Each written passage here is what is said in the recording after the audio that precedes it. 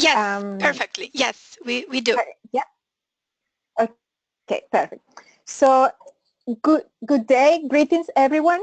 Thank you very much to Clarissa and Diana for this invitation. I am very excited to be able to share with you some of what I've learned through my academic and professional career. So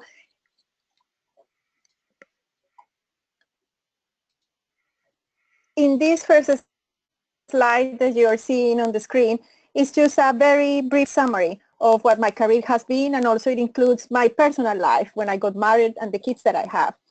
And even though it might seem straightforward, the career, by no means it has been like that. My path, even though exciting as it has not been a straight line. And at every turn that I have taken, at every upside or down step that I took, what I focused on was on learning the main lessons that these turns and upside downs would leave. And today what I would like to share with you is one of those main lessons, and is how I learned to break unconsciously or consciously stereotypes that were stopping me from moving forward. So as Diana said, I first started my undergraduate studies at the university, at a public university in Bogota, and then I combined this with work, fell in love with physics, then did my master in physics and was determined to continue studying physics, so applied for several scholarships that I got to go to Oxford, and kept fascinated by physics.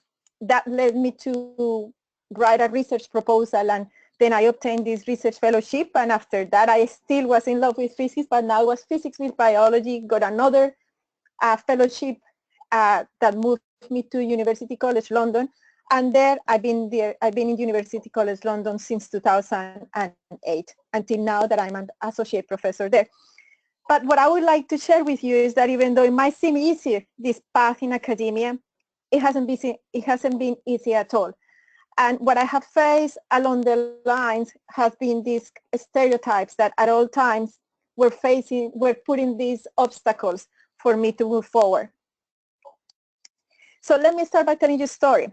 The Institute of Physics in the UK is an institution that has a tradition of awarding prizes and medals to scientists working in the UK and who are making contributions to the development of physics. Among those prizes is the Maxwell and Medal Prize, which recognizes important contributions to theoretical physics.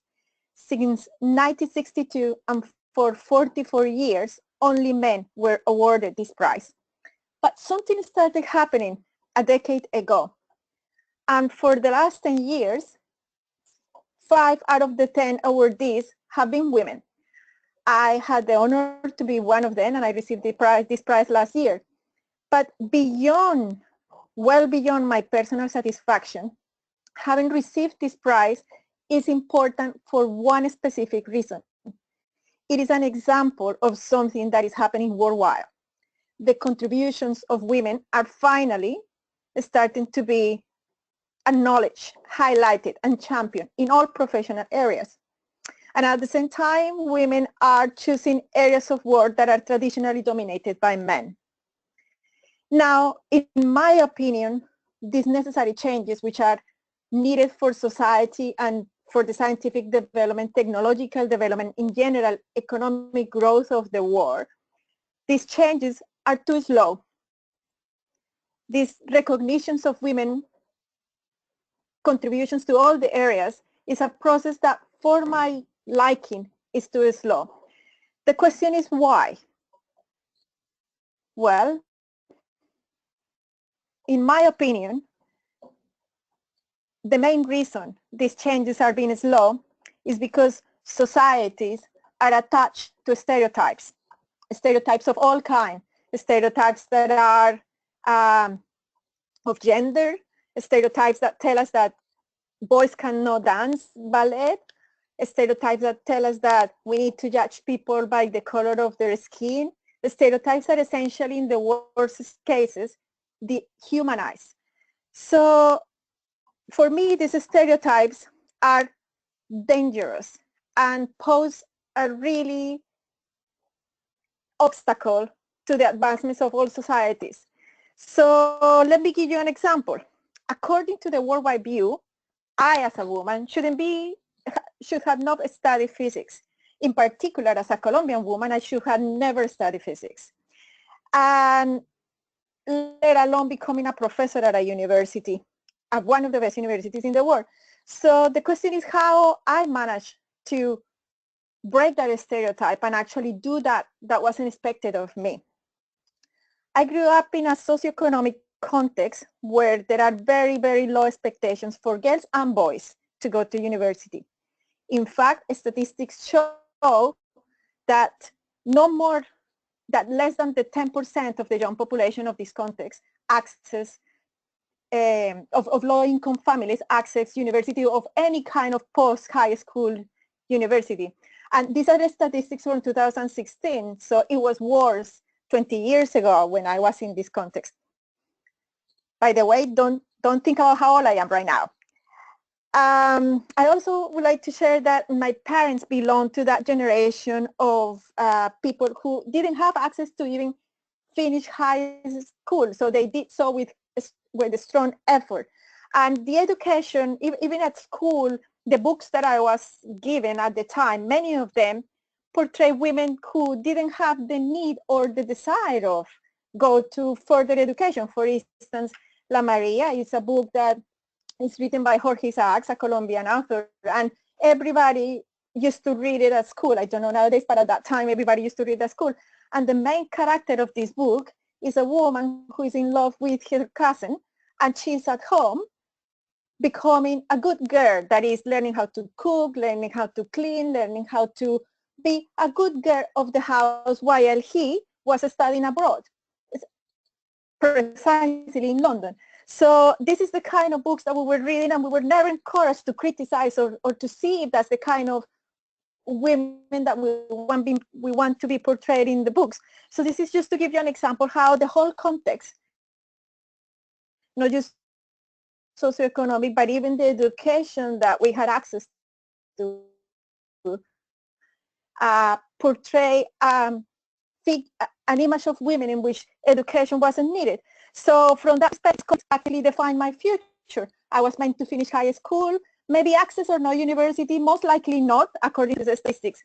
But as I have said always, I am a rebel, and I wasn't going to let the contest to define who I'd be or what I would do. I knew that there was a plan B, and that plan B was the university. And with the help of my family, and by studying and achieving the necessary score in the exams that will allow me to enter into the university, I managed to access university and start studying physics. Now, in order to understand how important is to have taken this plan B, which is how I call to go against the stereotype, it's important to understand what is a stereotype. A stereotype, I define it as a good physicist as a social black hole.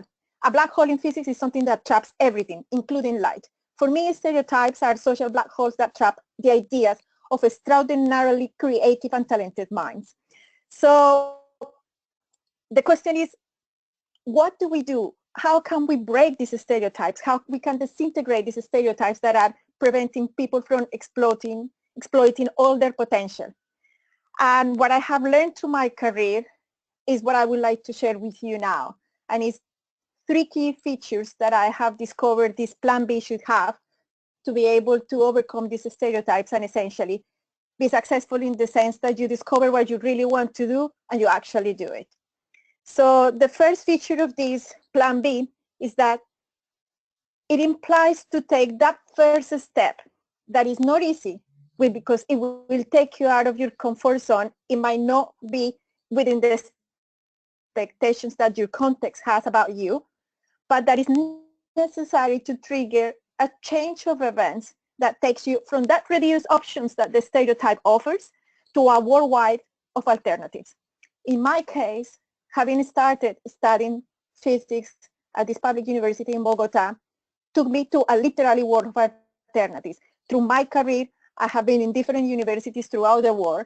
And when I started, I never imagined that 10 years later, I would be doing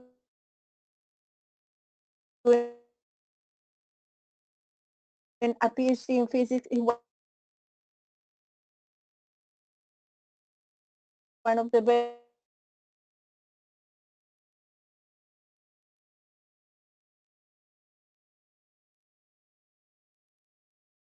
universities in the world. Now, it's not that when you start with that, but you know that and that's part of the plan B. That's part of those steps. Now, this is the second what you are passionate about. It's essentially to get fully out of your comfort zone, find what you like, and now explore every single possible side of what you like. In my case, I am passionate about everything that contradicts my intuition. And that's precisely why I love physics. And the first idea I came across physics was the idea that electrons, these small particles, we cannot know exactly where they are. And this idea, it was puzzling me for many years. And I remember one day I dreamed about this idea, and I dreamed that I have seen the electrons and I knew exactly how they were. I woke up, and as it happens always in the dreams, I forgot. But what I remember about this dream, what it told me, is that I really love physics and that I wanted to know more and more. So this is why I started what I decided to do, a master and later a PhD in physics.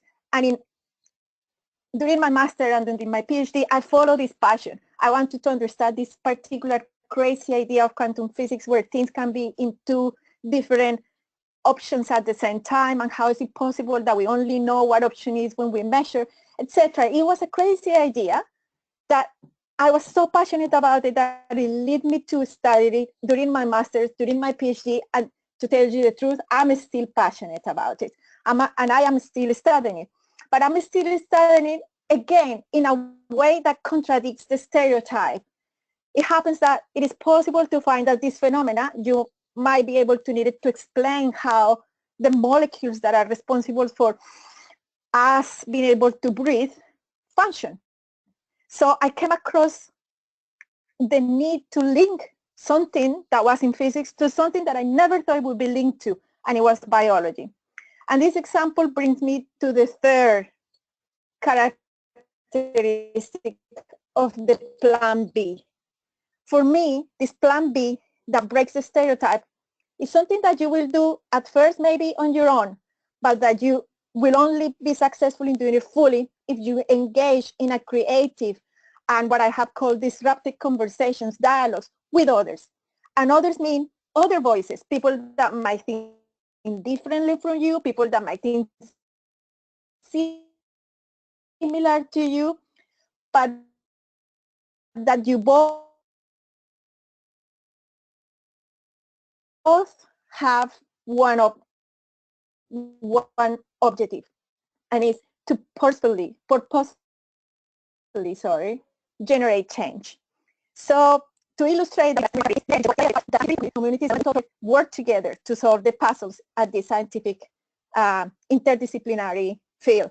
And in that way, I have learned to see the world in the way how biologists see it, in the way quantum chemists see it, and all these communities have managed to now establish this dialogue. And one of the things that I have done to contribute to this is precisely propose works that put in dialogue these disciplines in a coherent manner.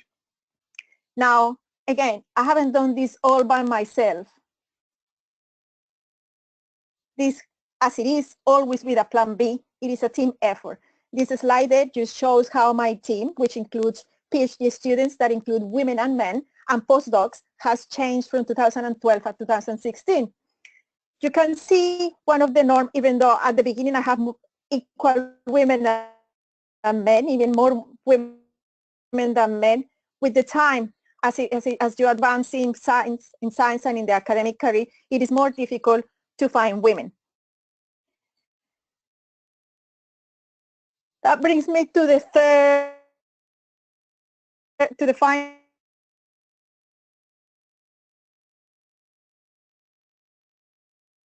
aspect of this option B, plan B. And you need to have your contributions and your voice championing by others that also able to create this change that we need.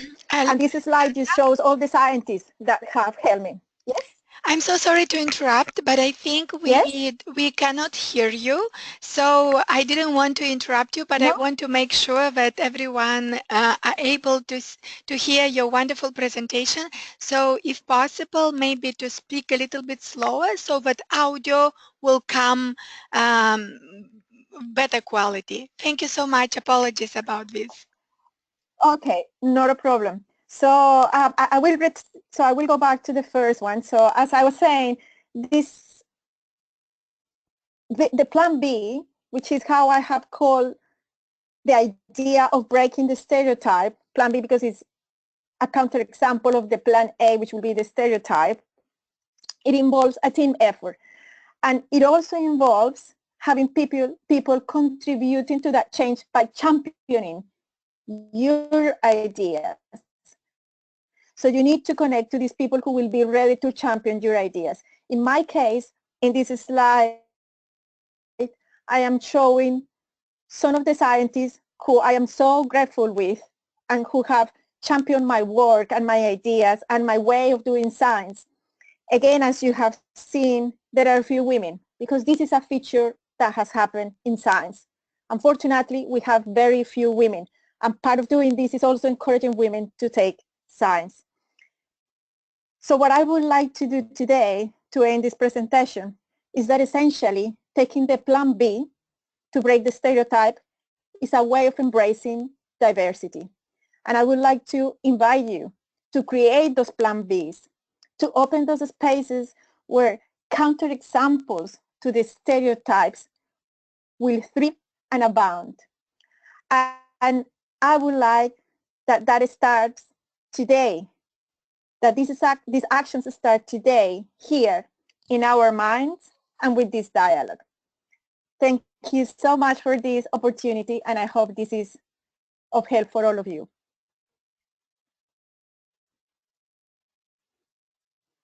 Thank you so much, Alexandra. Thank you so much. Now, everyone, you can see the presentation Alexandra made for TED session. So while I'm changing quickly the Alexandra, if you can keep a little while so I can change the presenter now. This is what's happening when we have different presenters and we want to change it from one to another. We appreciate a lot the presentation, but while you said that it's a few women in science, this is a call for all of us who are now at the beginning of a career, and we are thinking about what we can do, what we are looking for. And what maybe profession to choose. It's a call for all of us to look to the necessity of the market and what is the things that we can work on, and also how we can engage more with those demands of a market that they are currently. And we saw a picture with a lot of men scientists, so here is the opportunity for us to break the stereotypes, and if to look positively to the picture, this is he for she, right? Kind of men encouraging and advising and mentoring women, so we can be as equally with them in sense of opportunities and achieving our professional ideas and including researchers.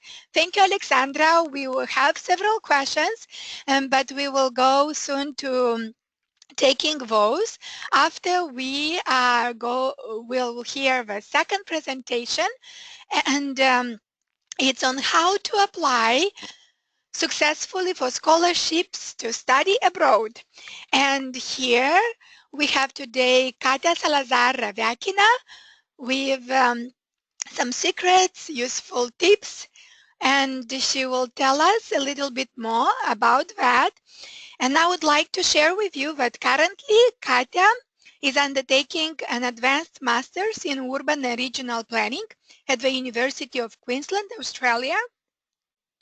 She holds a master's degree in governance and public policy, and she is scholarship awardee of Australian Aid in 2012. She has done quantitative and qualitative research in social and political sciences with emphasis on the analysis, development, implementation, and evaluation of public policies, particularly on economic development and urban planning and security.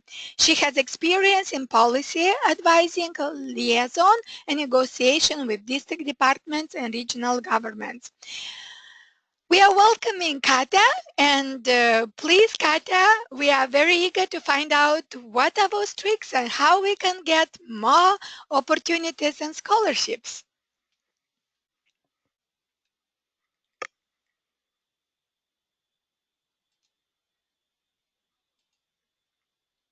Katia?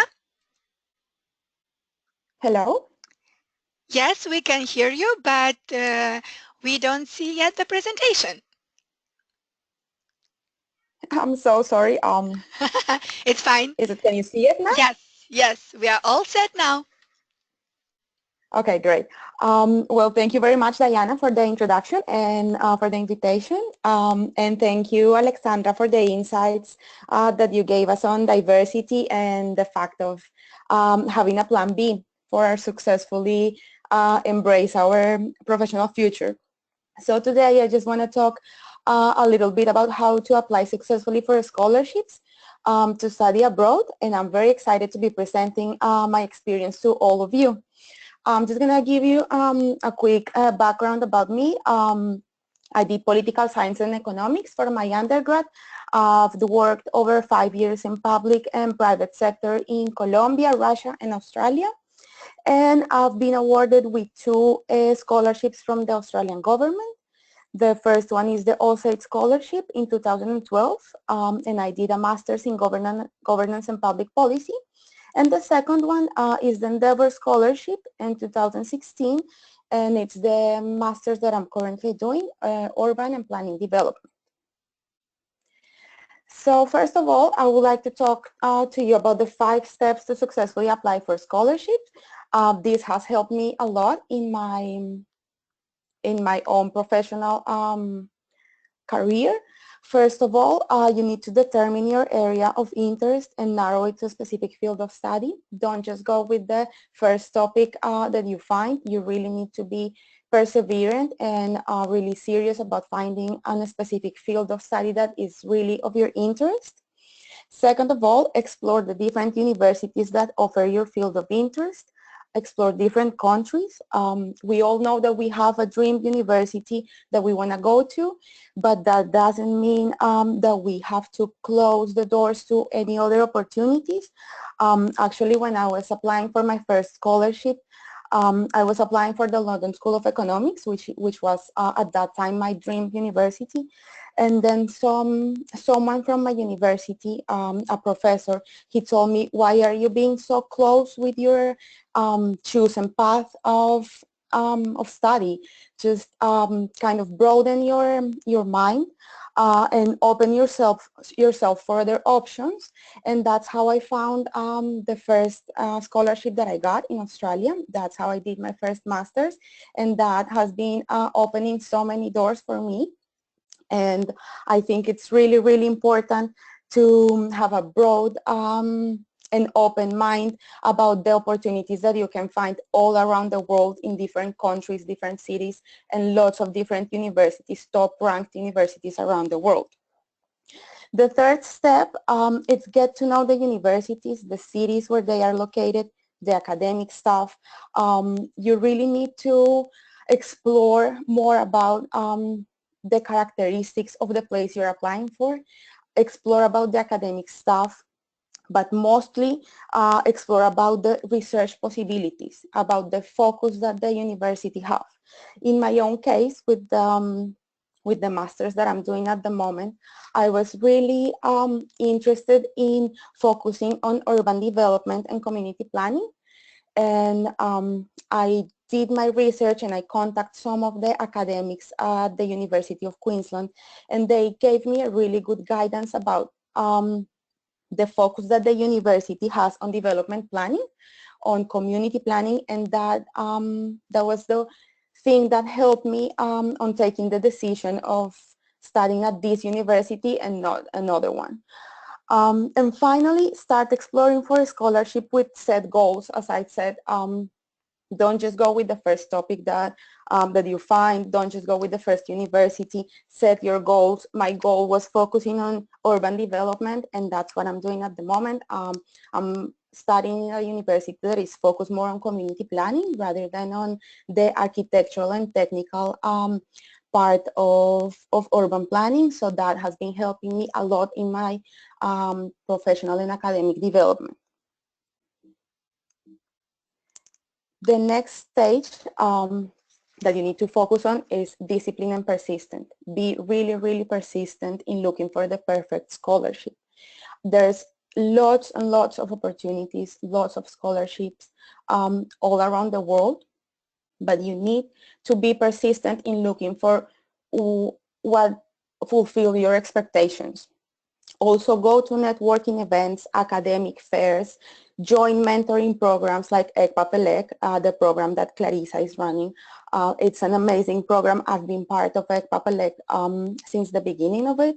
And I'm a mentor, and I've been having the opportunity of guiding and helping several Latin American students in their professional and academic career. I've been giving them advice on how to successfully apply for scholarships, how to find the perfect scholarship, how to even do a university application.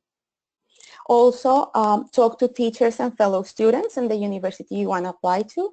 And of course, use online searchers and make the most out of social media. You know, social media like LinkedIn, Facebook, Twitter is quite useful. In my case, I've been contacted by around 10 to 15 different students from all around the world, people that I've never known, but they have sent me messages in Facebook or LinkedIn just asking me about my experience, asking me about how to apply for the scholarship I've been awarded with. This is really, really important, and it's quite useful if you can have the opportunity of do like a quick research about the university and the fellow students. Contact them. Just don't be shy and make the first move towards your professional goals. Also have different options. Have a plan A, a plan B, and plan C. Usually you will find lots of great opportunities, and the best thing to do is just to set goals for 2 or 3 of them. In case you don't get your first option, you will still have the opportunity of applying for the second and the third option you have. And finally, prepare your application, the documentation, the references, and the essays with enough time. I would say start 6 months in advance prior to the opening of the scholarship or uni application. This is because sometimes when you ask for references, the people you will ask for, they are quite busy and they will take the time to make a good reference for you. The documentation, if you have to officially translate the documents or if you have to certify some documents, it's really important to do it with enough time. And I would like to talk a little bit about my own experience as an Australia Endeavour Scholarship awardee. Yes, well, I hesitated at the first time. I was never the top student of my class. I was in the top 5, top 8 perhaps, but I was never the first one. And that's why I always hesitated on applying for a scholarship. And I wasn't sure of applying. I at some point thought that I didn't have them enough skills to do it. But I definitely was brave enough to overcome these fears and these issues. Also, when I applied for my first scholarship, I was quite nervous at the interview. If you get to have an interview for the scholarship, it's absolutely normal to be nervous. What happened to me is I was standing in front of a panel of 10 different academics and Australian government representatives. And one of them asked me about my second option for university for that scholarship application. I kind of misunderstood the question. I was so nervous, so I started talking about my first choice. And after about 10 minutes of talking and talking about how great is the University of Queensland and how keen was I of being part of this university, he just raised his hand and told me, I'm sorry, but I think you're just completely lost in this place. And I got so nervous. I told him, I just don't understand what's going on. And he told me, you know, you're talking about the University of Queensland, which is your first choice, but the question was for you to talk about your second choice. So when I realized about my mistake, I apologized for about another 10 minutes. And I just tell them that that I feel that it was completely normal to be nervous, and after apologizing, they were quite good, and they accepted my apologies, and they said, okay, we absolutely understand that you can be nervous. We absolutely understand your answer, and now we are absolutely convinced that you're the perfect student for UQ. And I think that's one of the reasons I got the scholarship. Also, I did an extensive research prior to applying, and I put all my effort in the application. As I said, I did it with months in advance. So my recommendation is just don't wait for the last minute to do it. Do it with several weeks or months in advance. And as I said, as I'm not like the best student, but I work really hard for the things I wanna achieve. And finally, yeah, I got the scholarship. So I think this is enough about me, and I wanna finish my talk by giving you a few recommendations as a wrap up of the discussion. So first of all, the most difficult part is to start the search. Do it with time, do it with patience, don't rush. Take your time, take few hours every week, if possible, to just do an extensive research about what you want to focus on, the academic path you want to follow. Also, be organized with information, do Excel sheets, do pros and cons lists, focus on each scholarship, the characteristics, what is covered, what is not, and also focus on the characteristics of the places you're applying for, in the cities and the countries. Apply with time, as I said, 6 to 8 months. Also, and this is really important, be convinced of your skills and highlight your strengths. I had an interesting situation with my second scholarship. When I applied, I was in an stable relationship in Colombia. And when I accepted the scholarship, quite a reasonable amount of people really close to me told me that I was seen as someone irresponsible for leaving this stable relationship. I think this is because of the gender issues that we have in Latin America. In our society, sometimes is seen as a wrong path to take in your life, to kind of put your professional and academic career on top of your personal life. But by that time, I set my priorities, and my priorities were my academic and my professional achievements. And I knew that I was working really hard for them.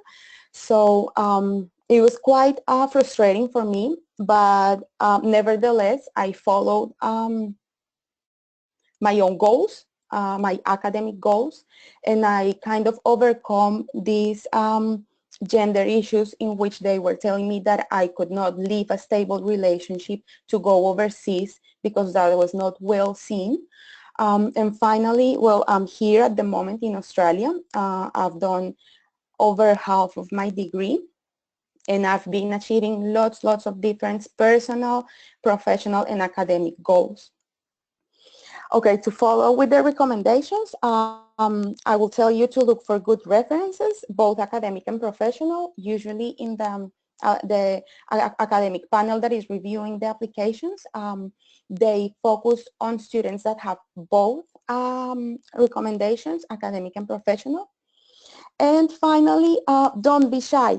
Ask if you have doubts, contact the university or scholarship representative. If it's necessary, contact other students, and generate the change you're looking for your own life.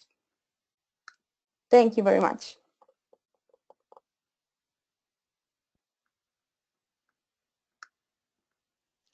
Thank you so much, Katia, for your insights and for being so sincere and open to us. It's not everyone that accepts to tell her or his story. And while we at Empower Women and you and women in general, we are encouraging to share stories of success and stories of maybe unsuccessful moments or more challenging one to learn from one another. It takes a little bit of time to understand where this challenge was and how you overcome it, and just to give it an examples to your peers. So thank you for sharing it with us. And I felt sometimes, that you are too modest to recognize that you overcome it with not just work, but also a lot of passion and enthusiasm for what you are doing. And yes, every one of us, we have challenges, but it's a matter of the way of thinking optimistically and work hard, as you said, for what we want to achieve, but also to have such wonderful networks and, group of support. And you mentioned Ekpa palek. Here at UN Women, Empower Women, we have initiatives, and we speak about, how to become a great entrepreneurs. And via I Learn, and maybe if you are interested, for those entrepreneurs who want to know how to not repeat the wrong business decision that people learned upon on, just we invite you to read those stories at empowerwomen.org/I Learn, right? Or maybe we invite you to join the campaign Break the Glass, and to see how people, women and boys and men and girls everywhere, they break the glass through their thinking, through their action, through driving those changes in the community. And of course, we are inviting you to be the champions for change around your community and in your community, and to drive those lessons learned, as Clarissa does, working with us on this series of webinars for champions and beyond for entire stakeholders. Thank you so much to both presenters. I think we got two different aspects of what is important to do when we want to share the success and we want to build that road. We understood that the creation of an enabling policy, legal and institutional environment, it's so important. We need to understand the environment, we need to read the environment in the correct way, and we also need to be a part of the environment so we can influence the decisions and also the policies. We understood that social transformation to address the socio-cultural drivers of gender inequality is so important. And Alexandra spoke about, cultural biases, and I know through the e-discussion and prior webinars and discussion campaigns that we had together, you've been a part of that. We know that this is a topic such important for all of us, and we we invite you to share your thoughts on this as well. And we also understood that investing in women empowerment and women's movement, which will drive their full economic and political participation, it's not just one stand action, it's a continuous learning for us, the members, and also for those who need to take this action prior. And here at UN Women, we are committing to hear your voices and to transform them into policy as we speak. So it is a time for Q&As, and I know this is a favorite time for everyone. And considering that we have just 5 minutes until the end of the webinar, I hope our presenters will have additional time to be more with us, maybe 15 minutes. I hope Alexandra and Katia, this is okay for you both. And let's go on with the questions. Great presentation for both. Dear Dr. Olaya, I think you I thank you for the energetic presentation. I think that I can understand the challenges of your path as well as your passion, as I have a similar one for global development. I have a few questions. Have you walked alone in your journey? Have you been supported by women? And the big thanks is from Laura Gagliardone. Alexandro, do you want to react to this question? Yes, yes. Well, thanks very much for the question. And I haven't worked alone at all. I've always had a network of people throughout my whole life that has helped me. Yes, I have had women, beginning with my mom. She was at first my rock to be able to move forward to everything I started. And she's still a rock. Hello? Can you hear me? Yes, Yeah? Alexandra, we Okay. can. Yes, thank you. So yeah, I have had, but I've also had colleagues that are female that have also supported me and championed me and accompanied me. Of course, my career is mostly male dominated, so the majority of the people that have helped me within my professional environment has been men. But within the few women that I have, that these communities have, I have also been helped by women. When I was working in Colombia in this institution assessing education, there was a better balance, and there the best friends and the people that I created the best ideas of my life that were in that time that impacted the whole Colombia were women. So yes, I haven't walked alone, and I have been supported by women along my whole career, and I'm still supported by women at this stage of my career. Thank you, Alexandra. And I think this is a very important point that Laura raised. Networking, but not, not working only to connect, but also networking to support each other in the professional sense. So to have these webinars maybe at the coffee break, and I know this is what I'm doing with my friends, for example, we meet and we learn from each other. We are doing each other, we are preparing, we are thinking, oh, this would be a topic that will be interesting for me. And if any one of us says, I actually heard the presentation recently, and if we are willing to know more, she is eager to share this information for us. So this is why we are having this series of webinars. And if you are particularly interested in any other topic or dimension of this topic, please let us know, dear friends, and we will do our best together with Ekpa to bring these panelists to you.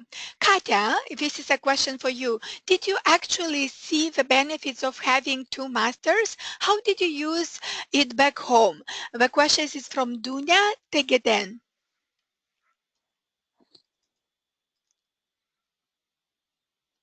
Hello, thank you for the question.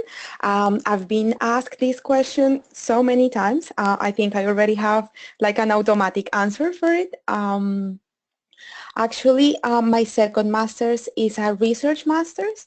The first idea that I had on mind was applying for a PhD, but I felt that I didn't have enough background knowledge on community planning and urban development. So when I was looking for the perfect university, I just checked all the fields of study and how can I go for a PhD without the background knowledge, and I realized that it's quite difficult. So what I decided to do is the research masters that I'm doing at the moment, which is half coursework, half research. I already have the background knowledge in urban development and community development from the University of Queensland, and this year I'll be starting my research, and possibly after finishing this year I'll go towards the PhD to follow this research that I want to focus on. Mhm. Thank you so much. And actually, just for our friends and who joined us today, to let them know that Katia and Alexandra are speaking based on their experience in Colombia, in London, in Australia, but this is some useful tips which work around the globe in Eastern Europe, in Africa, in here in US. So we thank you for your advices, dear Alexandra and dear Katia, and we promise to be creative and to apply it to every geographical space. A question for both of you. How did you balance life, research, and work? If you can share this with us, it will be very helpful, especially for those women who, have kids, career, and maybe a little bit of less support. So how did you balance all? Katia, would you Okay, like to well, start? yes, thank you, Alexandra. Yeah, well, I think one of the most important things is to organize yourself. Time management, it's quite important, and also to learn how to differentiate the different aspects of your life.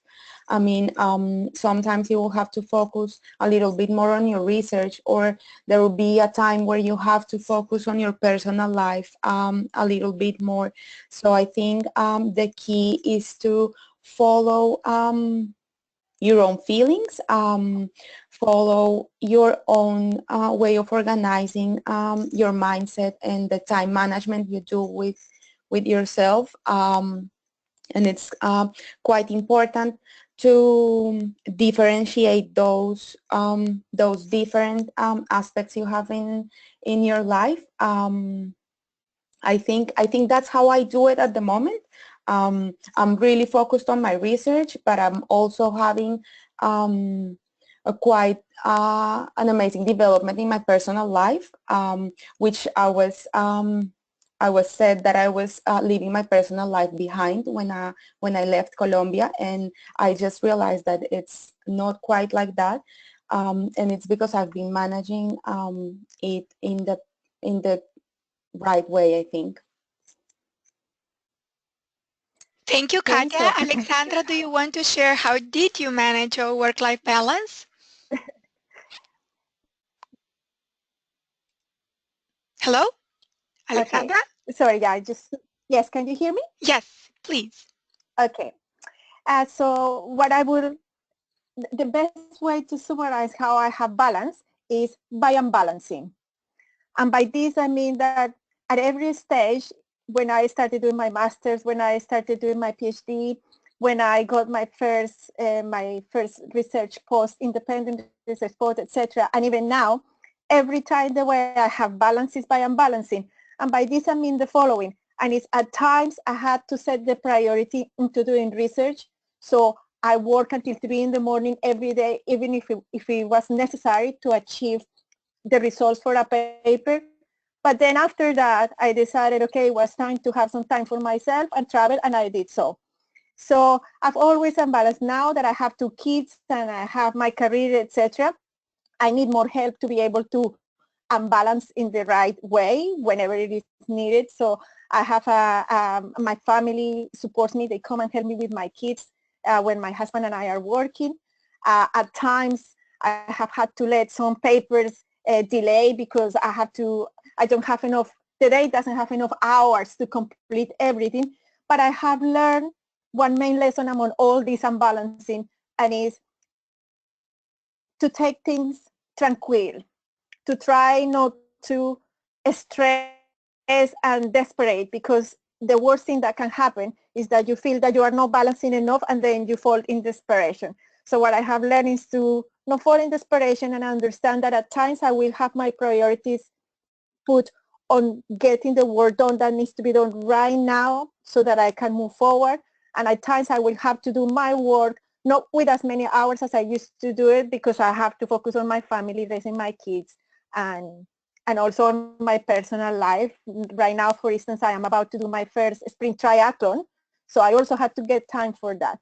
I have found that by distributing my time among all these things, I feel happy. Some people are more happy just focusing only on one thing. I feel happy if I find time for all these things, and I feel that I am doing okay in all of them. Thank you so much, Alexandra. I think this is a great advice to kind of, be in peace with yourself, but also not to think that everything is very important right now. And if I can share one piece of examples with you all, I think sometimes I just go with the flow. What my heart tells me today, this is what I think is important, and this is what I think it's relevant for me, and I try to hear my heart in my professional and in my personal life. And of course, logic is over there always to combine with the spirit. We do have a very interesting and important question from Rosemary. She congratulates you both for the presentation, and she asks about Plan B and opportunities for women with disabilities, how women with disabilities overcome stereotypes and succeed professionally. Rosemary, for that, I would like you to put in touch with our expert here at UN Women, who is able and informed to respond to you on this question. So please write to us on Empower Women at the following email, empowered.women@unwomen.org, and we will be able to respond to this question because it requires a more professional and informative way of responding. And I think we here at the UN Women will be able to respond in a correct way.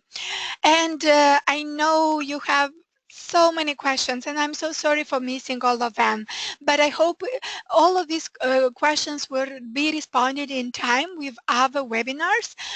But the last question for Alexandra and for Katia, but will sum up many other questions, I would like to ask, did you ever regret the path you took? And if you can share with us some thoughts on that. Katia? Definitely not. I don't regret 1 minute of the decisions that I've taken for my professional and academic career, because those are the decisions that are making me absolutely happy and joyful about my personal life at the moment. I don't regret about anything. Thank you. Thank you, Katia. And one more important question that I think is very relevant, and maybe you can add to the response. What, there are times that you didn't have money because of a scholarship run out. How did you manage in that situation? Was it stressful? So I think it's very important for you, for everyone over there, even at the beginning or continuing.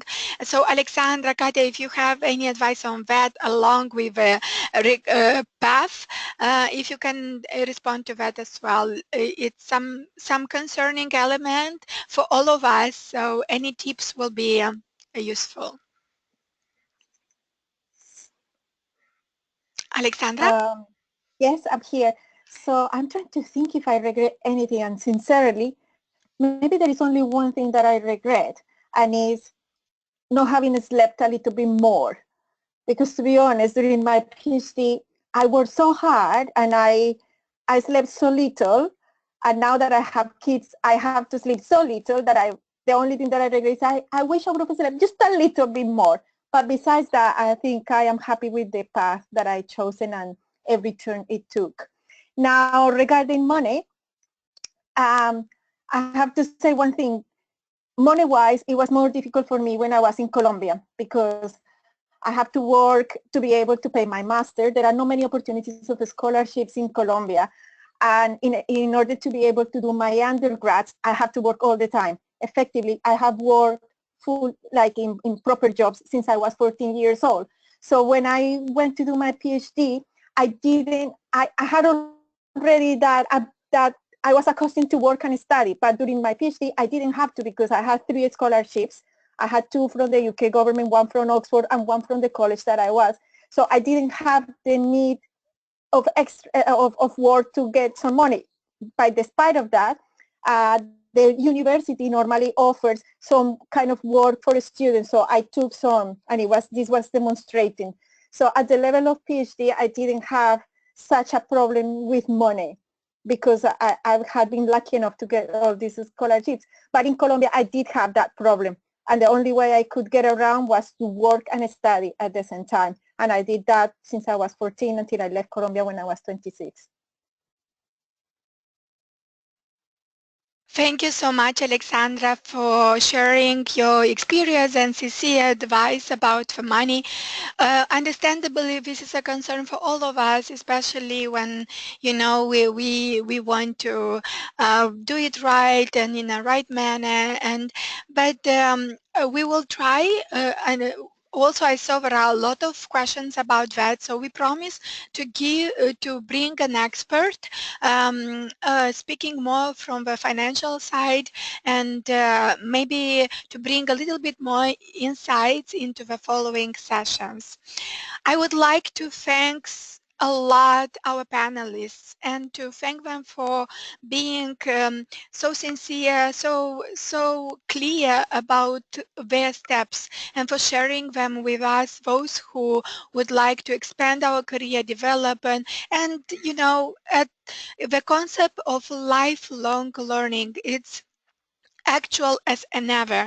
So let's learn every day, one thing at a time, and let's make it a success of everything we do. And then let's share these stories and let's help others to be successful as well in our own terms and be passionate about what we love to do every day.